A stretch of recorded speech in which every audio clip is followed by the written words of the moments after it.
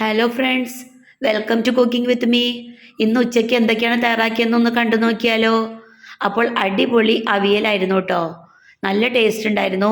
അങ്ങനെ അവിയൽ ഉണ്ടാക്കിയിട്ടുണ്ടായിരുന്നു. പിന്നെ ഉണ്ടാക്കിയത് ഉണക്കമീൻ ഫ്രൈ ആണ് കേട്ടോ. അപ്പോൾ ഉണക്ക അയല ഫ്രൈ ചെയ്തതുണ്ടായിരുന്നു.